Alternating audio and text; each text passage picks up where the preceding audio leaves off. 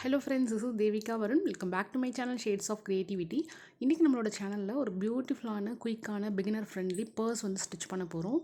So அந்த purse stitch பண்ணுறதுக்கு இந்த 3 கலர் யான் எடுத்துருக்கிறேன். 3மே ஒலிவியா பிராண்ட். அதுக்கப்புறம் நம்மளுக்கு ஒரு ஜிப் வேணும். தென் ஹூக் வந்து நான் 3.5 mm எடுத்துருக்கிறேன். தென் சிசர், யான் நீடில், கொஞ்சமாக பீட்ஸ், அதுக்கப்புறம் லைனிங் கிளாத்தும் வேணும். ஸோ இந்த வீடியோவில் லைனிங் கிளாத் ஜிப் எப்படி அட்டாச் பண்ணுறது அப்படிங்கிறத வீடியோவில் சொல்லியிருக்கேன். ஸோ ஃபுல்லாக வீடியோவை ஸ்கிப் பண்ணாமல் பாருங்கள். ஸோ ஃபர்ஸ்ட் வந்து நம்ம ஸ்லிப் நாட் போட்டுக்கலாம். நான் வந்து ப்ளூ கலர்லேருந்து ஸ்டார்ட் பண்ணுறேன். இது வந்து ஒரு கஸ்டம் ஆர்டர். கஸ்டமர் என்ன கலரில் கேட்டிருக்காங்களோ அந்த கலர் பேசிஸில் தான் நான் பண்ண போகிறேன். ஸோ அவங்க வந்து 10 இன்ச் லென்த் வந்து 10 இன்ச் கேட்டிருக்காங்க. பவுச்சோட லென்த் வந்து 10 இன்ச் கேட்டிருக்காங்க. ஸோ அதனால் 10 இன்ச்சுக்கு நான் செயின்ஸ் போட்டுக்கிறேன். உங்களுக்கு இந்த பவுச் எவ்வளோ பெருசு வேணுமோ அந்த அளவுக்கு நீங்கள் போட்டுக்கலாம். இதில் வந்து நீங்கள் ஈவன் நம்பர் தான் யூஸ் பண்ணணும், ஆட் நம்பர் யூஸ் பண்ணணும், அந்த மாதிரிலாம் எதுவுமே இல்லை. உங்களுக்கு எவ்வளோ லென்த் பர்ஸ் வேணுமோ அந்த அளவுக்கு நீங்கள் செயின்ஸ் போட்டுக்கோங்க. கவுண்ட் வந்து என்ன வேணாலும் இருக்கலாம். ஸோ நான் உங்களுக்கு வந்து மெஷர் பண்ணி காமிக்கிறேன் பாருங்கள். 10 இன்ச் இருக்குது என்னோடய செயின்ஸ் வந்து. நான் போட்டிருக்க செயின்ஸோட லென்த் வந்து 10 இன்ச் இருக்குது. ஸோ கரெக்டாக எனக்கு 51 செயின்ஸ் வந்திருக்கு. ஸோ இப்போ ஒரு செயின், அதாவது ஃபஸ்ட்டு செயினை ஸ்கிப் பண்ணிவிட்டு செகண்ட்லேருந்து நம்ம சிங்கிள் க்ரோஷே பண்ணுறோம்.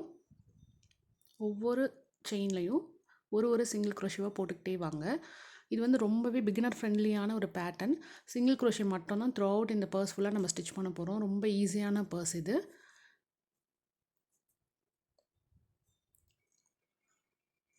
ஸோ இதே போல் ஒவ்வொரு ஸ்டிச்லேயும் ஒவ்வொரு சிங்கிள் க்ரோஷேவாக போட்டுக்கிட்டே வாங்க.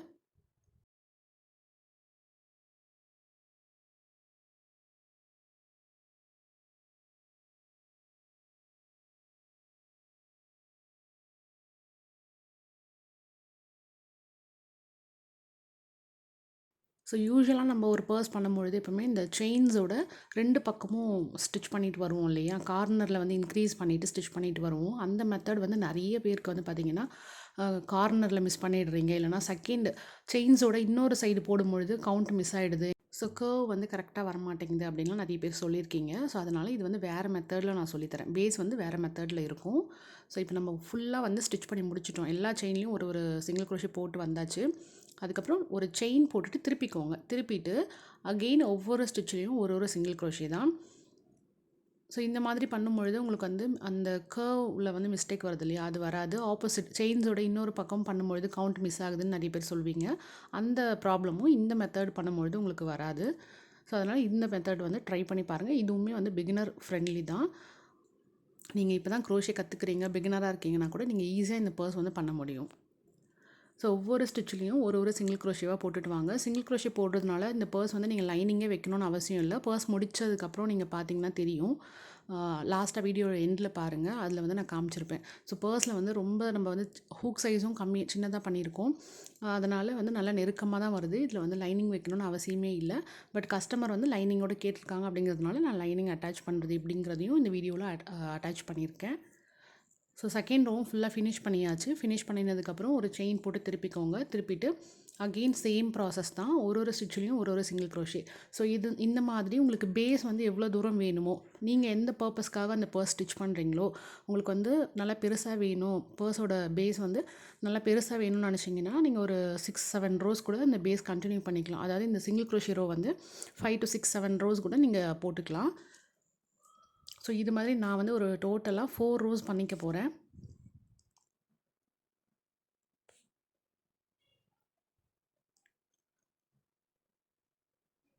இப்போ வந்து நம்ம 3 ரவுண்ட் வந்து கம்ப்ளீட் பண்ணியிருக்கோம். இப்போ நம்ம போடுறது வந்து 4th ரோ.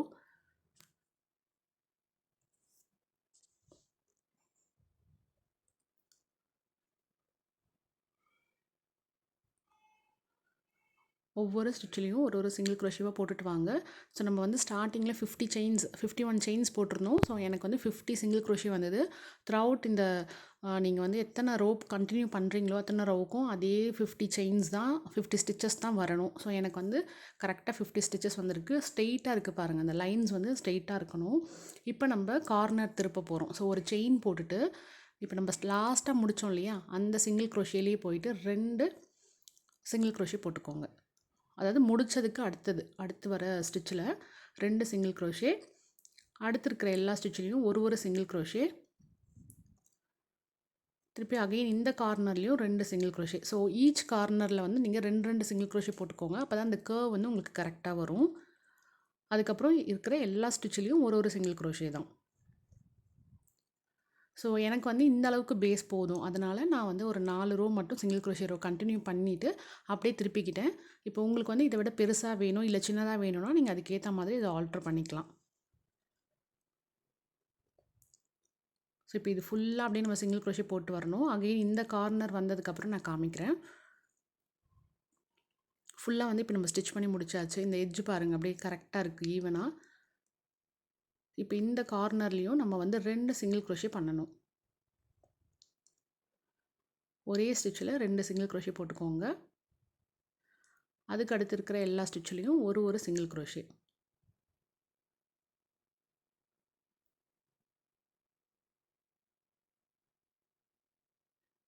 அடுத்து கார்னரில் வந்து 2 சிங்கிள்.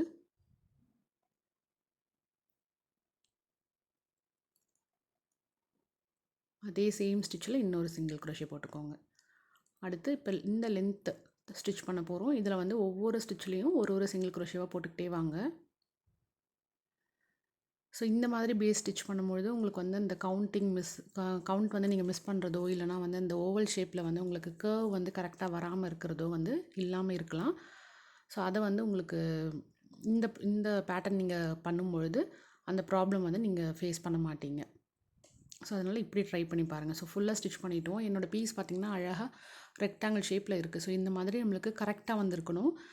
ஸ்டிச்சஸோட கவுண்ட் வந்து எல்லா ரோவும் நீங்கள் கவுண்ட் பண்ணி தான் ஸ்டிச் பண்ணணும். அப்போ தான் வந்து உங்களுக்கு ஈவனான ஷேப் கிடைக்கும். ஸோ இப்போ ஃபஸ்ட்டு சிங்கிள் க்ரோஷே நம்ம ஸ்டார்ட் பண்ணினோம் இல்லையா, அதில் வந்து நான் ஸ்லிப் ஸ்டிச் போட்டுட்டு இப்போ நெக்ஸ்ட் ரவுண்ட் வந்து நம்ம அப்படியே இந்த ரவுண்ட்ஸில் தான் ஸ்டிச் பண்ணிக்கிட்டே வரப்போகிறோம். ஸோ டோட்டலாக எனக்கு பார்த்திங்கன்னா 110 ஸ்டிச்சஸ் இருக்குது. அதாவது நம்ம வந்து 51 செயின்ஸ் போட்டிருந்தோம். அதில் வந்து 50 single crochet first row, second row, third row, fourth ரோவில் வந்து 50 சிங்கிள் க்ரோஷே வந்திருந்தது. இப்போ இது ஃபுல்லாக நம்ம கண்டினியூ பண்ணும்போது நமக்கு வந்து 110 ஸ்டிச்சஸ் வந்து வந்திருந்தது. ஏன்னா நம்ம சைடில் அதுக்கப்புறம் கார்னரில் 2 இன்க்ரீஸ் பண்ணியிருக்கோம் இல்லையா, ஸோ அதெல்லாமே சேர்த்து 110 ஸ்டிச்சஸ் வந்து எனக்கு வந்திருக்கு. இதுக்கப்புறம் பண்ணுற எல்லா ரோவும் இதே 110 ஸ்டிச்சஸ் வரணும். இது வந்து நான் சொல்லியிருக்க கவுண்ட்டுக்கு. நீங்கள் வேறு உங்களுக்கு என்ன கவுண்ட் நீங்கள் போடுறீங்களோ அதை வந்து அப்படியே டபுளாக வரும் உங்களுக்கு. சரிங்களா? ஸோ ஃபஸ்ட்டு ரவுண்டு இந்த கர்வ் நீங்கள் ஃபுல்லாக ஃபினிஷ் பண்ணும்போது கவுண்ட் பண்ணி வச்சுக்கோங்க. அதே தான் த்ரூஅவுட் இந்த பர்ஸ் நீங்கள் ஃபினிஷ் பண்ணுற வரைக்கும் அந்த கவுண்ட் வருதான்னு பார்த்துக்கோங்க. அப்போ தான் உங்களுக்கு ஷேப் வந்து மாறாமல் இருக்கும். ஏன்னா நிறைய பேர் பர்ஸ் ஸ்டிச் பண்ணுறதுல வந்து ஷேப் மாறுது. ஒரு சைடு வந்து போட் மாதிரி விரிஞ்சிட்டே போயிடுது. இல்லைனா ஒரு சைடு வந்து குறுகலாக வருது அப்படிங்கிறது தான் நிறைய பேரோட கம்ப்ளைண்ட்டாக இருக்குது. அதனால தான் நான் திருப்பி இது அகைன் சொல்கிறேன். கவுண்ட் பண்ணி ஸ்டிச் பண்ணுங்கள். ஃபஸ்ட்டு ஒரு ஃபினிஷ் பண்ணதுக்கப்புறம் கவுண்ட் பண்ணிக்கோங்க. டோட்டல் ஸ்டிச் கவுண்ட் பண்ணிக்கிட்டிங்கன்னா அதே தான் அந்த பர்ஸ் முடிக்கிற வரைக்கும் வரணும்.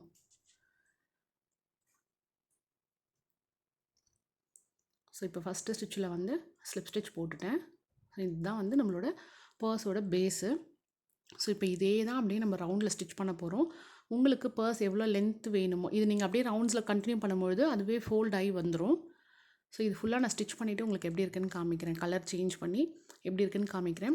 சிங்கிள் க்ரோஷே தான் நான் கண்டினியூ பண்ண போகிறேன். அதனால் வந்து நான் கலர் சேஞ்ச் பண்ணுறதையோ அதெல்லாம் எதுவுமே காமிக்கல. ஏன்னா நிறைய வீடியோவில் கலர் எப்படி சேஞ்ச் பண்ணணும்னு சொல்லி கொடுத்துருக்குறேன். ஸோ ஃபஸ்ட்டு கலரில் வந்து ஒரு 7 ரோஸ், அதாவது பேஸ்க்கு நம்ம போட்டோம்ல ஒரு 4 ரோ, அது இல்லாமல் ஒரு 7 ரோஸ் வந்து ஒவ்வொரு கலர்லையுமே 7 ரோஸ் நான் போட்டிருக்கேன். ஸோ போட்டு ஸ்டிச் பண்ணி முடிச்சாச்சு. இப்போ வந்து நம்ம லைனிங் எப்படி அட்டாச் பண்ணுறதுன்னு பார்க்க போகிறோம். ஸோ அந்த பர்ஸ்க்கு மெஷர்மெண்ட் எடுத்து இந்த மாதிரி ஒரு துணி வந்து கட் பண்ணி வச்சுக்கோங்க. லைனிங் கிளாத் வந்து கட் பண்ணி வச்சுக்கோங்க. ஸோ நான் வந்து காட்டன் ஃபேப்ரிக் தான் எடுத்திருக்கிறேன். இதில் வந்து இந்த சைடு மட்டும் ஃபோல்டு பண்ணி இந்த மாதிரி ஸ்டிச் பண்ணி வச்சுக்கோங்க. 2 சைடுமே ஃபோல்டு பண்ணி ஸ்டிச் பண்ணிக்கோங்க. மேலே வந்து எனக்கு அந்த கரைப்பகுதி இருக்கும் இல்லையா, மெட்டீரியலில் வந்து கரைப்பகுதி இருக்கும்ல, அதுதான் இருக்குது. அதனால் நான் அதில் வந்து மடித்து ஸ்டிச் பண்ணலை. பட் உங்களுக்கு கட் பண்ண பீஸ் இருந்துச்சுன்னா நீங்கள் அங்கேயும் ஃபோல்டு பண்ணி ஸ்டிச் பண்ணி வச்சுக்கோங்க. ஸோ இப்போ ஜிப்பு வந்து ஃபஸ்ட்டு நம்ம அட்டாச் பண்ணிவிட்டு தான் அதுக்கப்புறமா நம்ம சைடு வந்து அட்டாச் பண்ண போகிறோம். ஸோ அதனால் ஜிப்பை வந்து என்ன பண்ணணும்னா ராங் சைடு, ஜிப்போட ராங் சைடு வந்து இந்த மாதிரி இருக்க மாதிரி ப்ளேஸ் பண்ணிக்கோங்க. ப்ளேஸ் பண்ணிவிட்டு மெட்டீரியலோட ராங் சைடும் ஜிப்போட ராங் சைடும் ஃபேஸ் பண்ணியிருக்கணும். அதாவது மெட்டீரியலோட ரைட் சைடு வந்து நம்மள பார்த்த மாதிரி இருக்கணும். ஜிப்பு வந்து ஃபோல்டு பண்ணி நம்ம ஓப்பன் பண்ணுவோம்ல, அந்த பீஸை ஃபோல்டு பண்ணிவிட்டு அதுக்கு மேலே மெட்டீரியல் வச்சு இந்த மாதிரி ஸ்டிச் பண்ணிக்கோங்க. ஸ்டிச் பண்ணியிருக்கிறது இதில் பாருங்கள், இந்த கலருக்கு இங்கே இப்படி போட்டிருக்கேன், மெட்டீரியலில் வந்து ஒயிட் கலர் போட்டிருக்கேன்.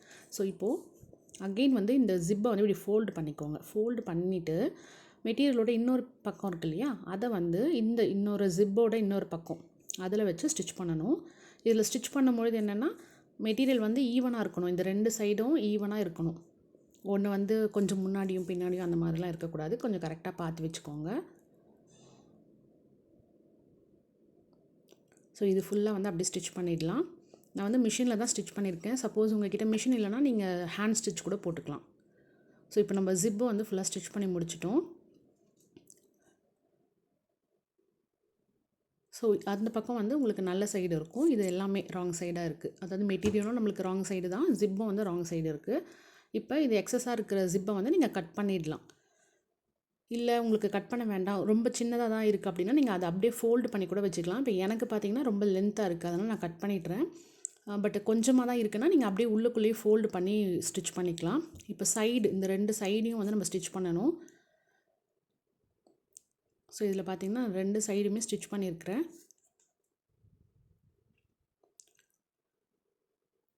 ஸோ இதில் வந்து எனக்கு ட்ரைபாட் ஃபிக்ஸ் பண்ண முடியல மிஷின் கிட்ட, அதனால தான் நான் வந்து ஒரே கையில் வீடியோ எடுத்திருக்கேன்.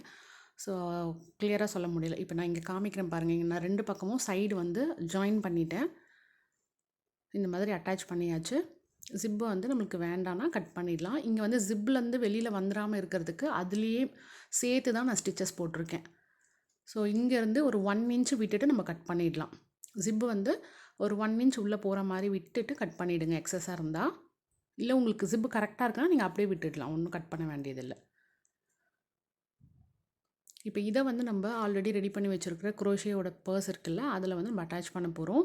ஸோ இந்த குரோஷே பர்ஸ் பார்த்திங்கன்னா நான் முன்னாடியே சொன்ன மாதிரி சிங்கிள் குரோஷே நான் ரொம்ப ஸ்டிஃபாக டைட்டாக தான் ஸ்டிச் பண்ணுவேன். நார்மலாகவே என்னோடய ஸ்டிச்சஸ் ரொம்ப டைட்டாக இருக்கும். ஸோ சிங்கிள் குரோஷே யூஸ் பண்ணியிருக்கேன், ஸ்மாலர் ஹூக் யூஸ் பண்ணியிருக்கிறதுனால இதுக்கு லைனிங்கே தேவையில்லை என்னை பொறுத்த வரைக்கும். ரொம்ப ஸ்டெடியாக அப்படி தான் இருந்துச்சு. பட் கஸ்டமர் கேட்டாங்கன்றதுனால தான் நான் இதில் வந்து லைனிங் வச்சுருக்கேன். உங்களுக்கு வந்து லைனிங் வைக்கிறதுக்கு இஷ்டம் இல்லை, இல்லைனா வேண்டான்னு நினைக்கிறீங்கன்னா நீங்கள் ஜிப்பு டேரெக்டாக பர்ஸ்லேயே வச்சு ஸ்டிச் பண்ணிடலாம். ஹேண்ட் ஸ்டிச் பண்ணிக்கோங்க. மிஷின் ஸ்டிச் உங்களுக்கு பண்ண வரும், கரெக்டாக பண்ணுவீங்க அப்படின்னா மிஷின் ஸ்டிச் பண்ணிக்கலாம். ஸோ நான் வந்து இப்போ பர்ஸ் கூட இந்த மெட்டீரியல் அட்டாச் பண்ணும்போது மிஷினில் ஸ்டிச் பண்ணலை. ஏன்னா என்னோடய மிஷின் வந்து ரொம்ப நார்மல் பேசிக் மிஷின் தான். ஸோ அதில் வந்து இந்த பர்ஸ் வந்து உள்ளே போக மாட்டேங்குது. ஏன்னா ஸ்டிச்சஸ் வந்து ரொம்ப ஸ்டிஃபாக இருக்கிறதுனால உள்ளே வந்து இன்சர்ட் பண்ணி ஸ்டிச் பண்ண முடியல. அதனால் நான் இப்போ ஹேண்ட் ஸ்டிச் தான் பண்ண போகிறேன். இப்போ நம்ம பண்ணியிருக்க ஜிப்பையும் ஜிப் அண்ட் லைனிங் கிளாத்தை வந்து இந்த பர்ஸோடு அட்டாச் பண்ணுறதுக்கு ஹேண்ட் ஸ்டிச் தான் பண்ண போகிறேன். பட் நீங்கள் வந்து அட்வான்ஸ்டு மிஷின் ஏதாவது வச்சுருக்கீங்க அப்படின்னா கண்டிப்பாக நீங்கள் ஜிப் வந்து அப்படியே மிஷின்லேயே அட்டாச் பண்ணிக்கலாம். ஸோ இப்போ ஜிப்பை வந்து அந்த லைனிங்கை உள்ளே இன்சர்ட் பண்ணிவிட்டு ஜிப்பை ஓப்பன் பண்ணிங்கன்னா அந்த ரைட் சைடு லைனிங்கோட ரைட் சைடு பார்த்திங்கன்னா அழகாக நம்மளுக்கு உள்ளே வந்துடும். ராங் சைடு வந்து அந்த பர்ஸோடு ஒட்டின மாதிரி போயிடும். ஸோ அதுக்காக தான் நம்ம அந்த மாதிரி ஃபோல்டு பண்ணி ஜிப்பு அட்டாச் பண்ண சொன்னேன்.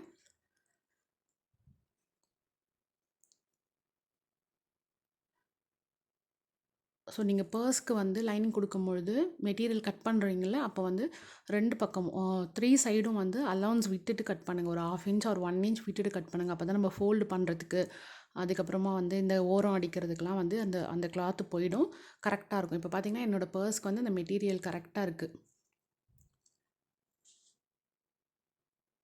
ஸோ நான் வந்து பின் பண்ணிவிட்டு உங்களுக்கு காமிக்கிறேன்.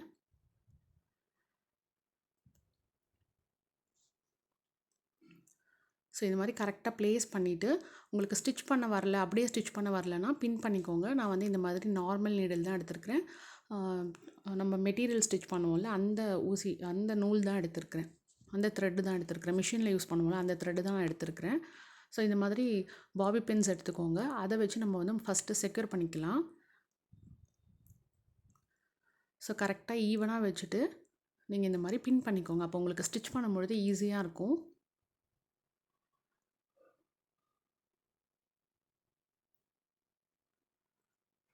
ஸோ ஃபஸ்ட்டு வந்து நம்ம ஒரு சைடு இந்த மாதிரி பின் பண்ணிக்கலாம்.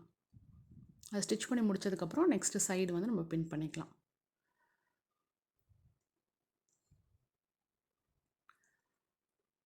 ஸோ இப்போ ஊசியில் வந்து நம்ம நூல் எடுத்திருக்கோம். அதில் வந்து ஒரு சைடு வந்து நான் நாட் போட்டிருக்கேன். அந்த நாட்டை வந்து ஃபஸ்ட்டு பர்ஸோட உள்ளேருந்து கொடுத்துக்கிறேன். அப்போ தான் வெளியில் லைனிங்கில் அது தெரியாமல் இருக்கும். ஸோ இப்போ இந்த சைடு இருக்கிற ஜிப் இருக்கு இல்லையா, நம்ம கட் பண்ணினது. ஸோ அதை வந்து நம்ம உள்ளே தள்ளி விட்டுடலாம்.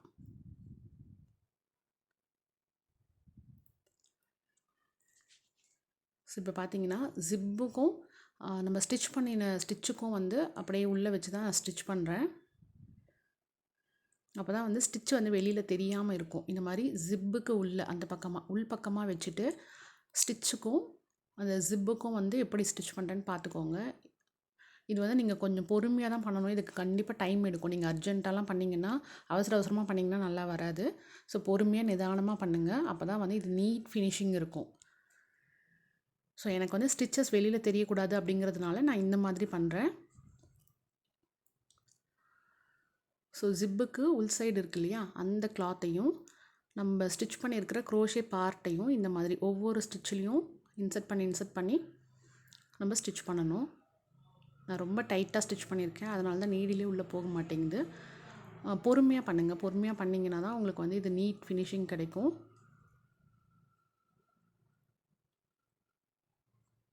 உங்களுக்கு இந்த மாதிரி பண்ணுறதுக்கு கஷ்டமாக இருக்குன்னா மிஷினில் பண்ணிக்கோங்க. அப்படி இல்லைன்னா தையல் வெளியில் தெரிஞ்சாலும் பரவாயில்ல அப்படின்னு நினச்சிங்கன்னா நீங்கள் நார்மலாக நம்ம எம்மிங் பண்ணுவோம்ல, அந்த மாதிரி நீங்கள் பண்ணிக்கலாம். ஜிப்பை வந்து அட்டாச் பண்ணிக்கலாம்.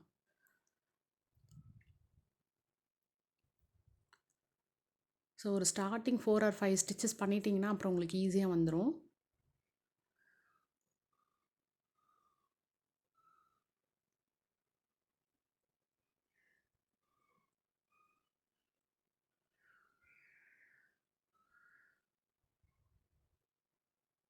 ஸோ இந்த மாதிரி பண்ணும்பொழுது நம்மளுக்கு த்ரெட்டு வந்து வெளியில் அசிங்கமாக தெரியாமல் இருக்கும். நம்ம அட்டாச் பண்ணியிருக்கிறது வந்து தெரியாமல் இருக்கும். அதனால தான் நான் இந்த மெத்தடில் பண்ணுறேன்.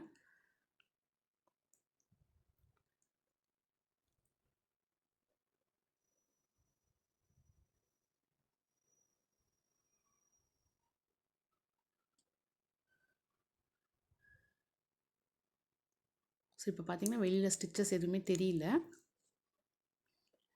இதே போல் இது ஃபுல்லாக வந்து அப்படியே ஸ்டிச் பண்ணிக்கிட்டே வாங்க. ஃபுல்லாக ஸ்டிச் பண்ணி முடிச்சாச்சு. இப்போ இந்த சைடு இன்னொரு சைடு வந்திருக்கும். ஒரு சைடு வந்து நம்ம ஸ்டிச் பண்ணி முடிச்சிட்டோம். இன்னொரு சைடும் அதே போல் தான் நான் முன்னாடி காமிச்ச மாதிரி ஸ்டிச் பண்ணிக்கோங்க.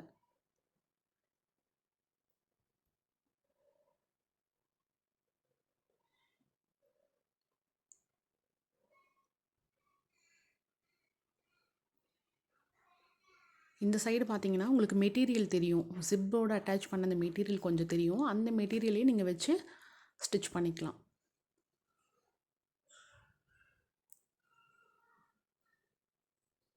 ஸோ ஒரு சைடு மட்டும்தான் உங்களுக்கு வந்து மெட்டீரியல் தெரியாமல் இருக்கும். ஒரு சைடு வந்து மெட்டீரியல் இருக்கும்.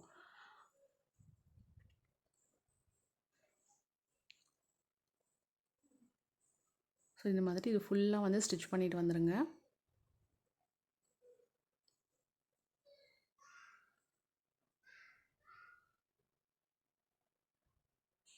இதே போல் ஃபுல்லாக ஸ்டிச் பண்ணிட்டு வாங்க. ஸோ இப்போ பார்த்தீங்கன்னா ஃபுல்லாக ஜிப் வந்து அட்டாச் பண்ணியாச்சு. ஓப்பன் பண்ணி காமிக்கிறேன் பாருங்கள். இந்த மாதிரி தான் இருக்கும். இப்போ மெட்டீரியலும் நம்மளுக்கு ரைட் சைடு வந்து வெளியில் தெரிகிற மாதிரி இருக்குது. ஸோ நீட் ஃபினிஷிங் இருக்கும்.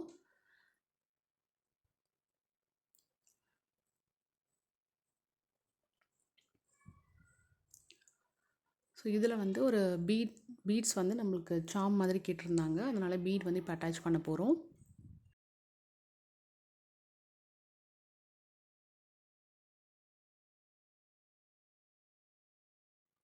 ஸோ ஒயிட் கலர் த்ரெட் வந்து யார்ன் நீடில் எடுத்துகிட்டு இந்த மாதிரி ஒயிட் கலர் பேர்ல் இருக்கு இல்லையா, அது வந்து இன்சர்ட் பண்ணி எடுத்துக்க போகிறேன்.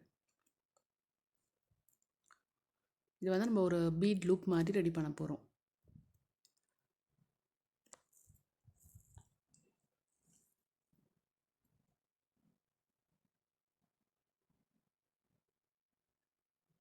ஸோ இந்த மாதிரி ரெடி பண்ணிக்கோங்க. ரெடி பண்ணிவிட்டு நல்லா வந்து நாட் போட்டுக்கோங்க. நாட் போட்டுட்டு அதை வந்து நான் கார்னரில் அட்டாச் பண்ணிட்டேன். ஸோ அவ்வளோதான். ரொம்பவே பியூட்டிஃபுல்லான ஒரு ஈஸியான பிகினர் ஃப்ரெண்ட்லி பர்ஸ் வந்து நம்ம ரெடி பண்ணிட்டோம். ரொம்ப குயிக்கான ப்ராஜெக்ட் இது. கண்டிப்பாக ட்ரை பண்ணி பாருங்கள். உங்கள் வீட்டில் குட்டீஸ் இருக்காங்க. இந்த சம்மர் வெக்கேஷனை அவங்க ரொம்ப யூஸ்ஃபுல்லாக ஸ்பெண்ட் பண்ணணும்னு நீங்கள் நினச்சிட்ருக்கீங்க. ஏதாவது ஒரு ஆர்ட் வந்து அவங்க லேர்ன் பண்ணணும்னு நீங்கள் நினச்சிட்ருக்கீங்கன்னா, இது வந்து ஒரு ரைட் பிளாட்ஃபார்மாக இருக்கும்.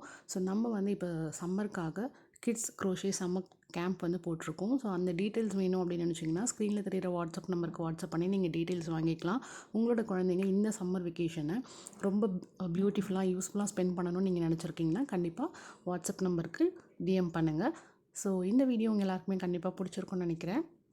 இந்த வீடியோ உங்களுக்கு பிடிச்சிருந்தா லைக் பண்ணிவிட்டு உங்கள் ஃப்ரெண்ட்ஸ் அண்ட் ஃபேமிலி கூட ஷேர் பண்ணிக்கோங்க. நம்மளோட சேனலை மறக்காமல் சப்ஸ்கிரைப் பண்ணுங்கள். தேங்க்ஸ் ஃபார் வாட்சிங். பாய்.